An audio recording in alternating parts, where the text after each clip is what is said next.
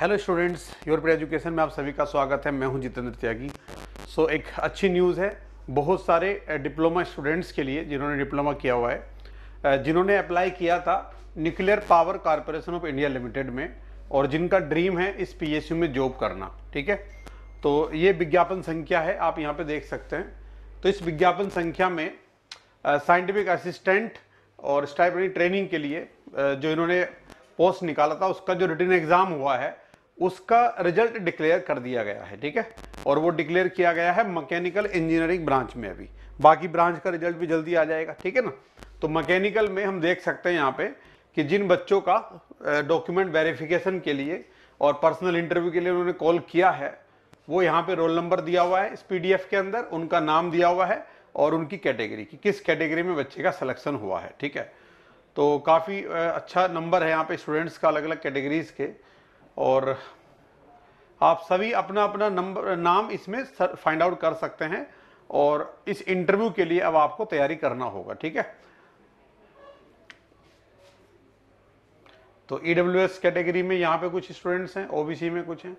ठीक है, kindly go through this PDF and search your name. Okay, तो सबसे पहले तो इन सभी विद्यार्थियों को बहुत सारी शुभकामनाएं। ठीक है, आप सबने काफ़ी मेहनत की रिटन एग्जाम को क्लियर करने में और उसका फल आपको मिला है। अब अगली स्टेज जो है, जो काफ़ी इंपॉर्टेंट स्टेज है और जो फाइनली आपको जॉब देगी, वो है आपका पर्सनल इंटरव्यू। ठीक है ना, तो पर्सनल इंटरव्यू के लिए आपको तैयारी करनी होगी। अब आपके मन में माइंड में आपके आएगा कि कैसे तैयारी करेंगे हम। ठीक है, तो देखो डिप्लोमा के जो स्टूडेंट्स हैं उनका अगर पर्सनल इंटरव्यू होता है तो क्या क्या वहाँ पे एक्सपेक्टेशन होंगी। अगर हम बीटेक लेवल की जॉब देखते हैं तो वहाँ पे एक्सपेक्टेशन थोड़ी ज़्यादा होती है, यहाँ पे थोड़ा उसके कंपैरिजन में लो रहेंगी। ठीक है ना, डिग्री के हिसाब से ही इंटरव्यूज़ या रिटन एग्जाम कंडक्ट किए जाते हैं। तो सबसे पहले तो बच्चों आपका एक छोटा सा पर्सनैलिटी टेस्ट वो करेंगे। ठीक है, कि आपके अंदर आपका कॉन्फिडेंस लेवल कैसा है, सबसे मेन पॉइंट ये रहेगा। ठीक है, तो कॉन्फिडेंस लेवल पे आपको अपने वर्क करना होगा। ठीक, क्योंकि आपको भी कई जगह चीज़ें लीड करनी होती हैं और अपने जूनियर्स को आपको भी उनसे काम लेना होता है किसी भी ऑर्गेनाइजेशन में। ठीक है, तो आपके अंदर कैसी स्किल्स हैं उनकी टेस्टिंग एक तरीके से आपसे बातें करके 10-15 मिनट के टाइम में वो आइडिया लगाएंगे और उसके हिसाब से आपको मार्क्स देंगे। ओके, तो सबसे पहले तो आपको एक अपना इंट्रोडक्शन जो है उसको प्रिपेयर करना होगा। आपसे पूछा जाएगा अपने बारे में बताइए। ठीक है, तो इंट्रोडक्शन में जो मेन कंपोनेंट होते हैं जो हम बार बार आपको अलग अलग वीडियोस के थ्रू बताते रहते हैं और साथ में जो हमारे रेगुलर मॉड्यूल्स में हम बच्चों को ट्रेन करते हैं। ठीक है, तो उसके ऊपर आपको वर्क करना होगा। ठीक, इंट्रोडक्शन बहुत इंपॉर्टेंट होता है। उसके अलावा आपने चूंकि डिप्लोमा किया है तो आपसे जो आपने लैब्स बहुत सारी की होती हैं अटेंड अपने डिप्लोमा के टाइम में, और आपको इंस्ट्रूमेंट की डायरेक्ट नॉलेज होती है। जो भी आप मैकेनिकल इंजीनियरिंग में इंस्ट्रूमेंट यूज़ किए होंगे, आपने जो भी मशीनरी आपने यूज़ की होगी उसकी बेसिक नॉलेज वो आपसे टेस्ट करवाएंगे। ठीक है, तो आपको उसके बारे में थोड़ा आइडिया लेना होगा। आपको सारा एक नोटबुक में नोट करना होगा कि आपने कौन कौन सी लैब विजिट की है।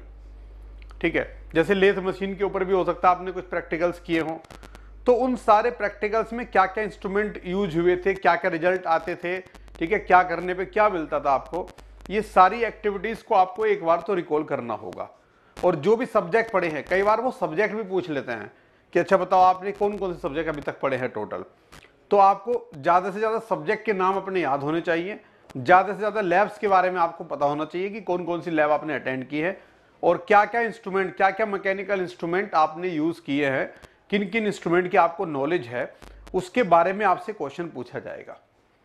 ठीक है, अल्पतमांक के बारे में आप सभी जानते हैं जो बहुत इंपॉर्टेंट होता है किसी भी डिप्लोमा वाले स्टूडेंट के लिए, किसी भी आईटीआई वाले स्टूडेंट के लिए। ठीक है ना, तो उसके बारे में थोड़ा आइडिया जरूर रखना है। वर्नियर कैलिपर के बारे में आपको आइडिया सभी को रखना है क्योंकि हर एक ब्रांच में यूज़ होते हैं। और बाकी जो टूल्स हैं, सीएनसी मशीन है जैसे आजकल बहुत यूज़ हो रही है, तो सीएनसी ऑपरेटर का हर जगह रिक्वायरमेंट होता है। ठीक है, तो थोड़ा सीएनसी मशीन के बारे में भी आपको पढ़ना होगा। उसके अलावा आपके पर्सनल फैमिली लाइफ के बारे में क्वेश्चन पूछा जा सकता है कि अपनी फैमिली के बारे में बताइए। ठीक है, तो अपने पेरेंट्स के बारे में आप बता सकते हैं कि आपके फादर क्या करते हैं, ठीक है, मदर क्या करती हैं, वो आप फैमिली में कितने भाई बहन हैं ये इंक्लूड कर सकते हैं अगर वो पूछते हैं तो।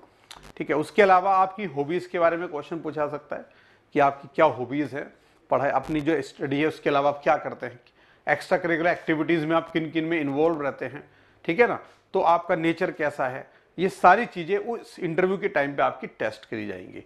ओके, तो अब इन सब चीज़ों को आप मतलब सोचोगे पहले तो कि मुझे क्या आंसर करना है, और साथ में अगर आप रिहर्सल कर लें, देखो रिहर्सल बहुत इंपॉर्टेंट होता है किसी भी सफलता के लिए, किसी भी एग्जाम के लिए, किसी भी इंटरव्यू के लिए। तो रिहर्सल और फीडबैक, ये दो चीज़ें बहुत ज़रूरी है, ठीक है ना। अब ये रिहर्सल और फीडबैक आप कहाँ ले सकते हैं, तो आप सभी जानते हैं यूरोपीडिया एजुकेशन पे अलग अलग मॉक इंटरव्यूज़ की प्रैक्टिस कराई जाती है। और अभी जैसे आप सभी जानते हैं इंस्टीट्यूट ऑफ प्लाज्मा रिसर्च में बहुत सारे बच्चों का सिलेक्शन हुआ, और डिप्लोमा बेसिस पे उन बहुत सारे स्टूडेंट्स ने हमारे मॉड्यूल ज्वाइन किए इंटरव्यू के लिए, और काफ़ी अच्छे तरीके से उन्होंने यहाँ पे प्रैक्टिस की, उनको काफ़ी बेनिफिट भी उसमें हुए हैं।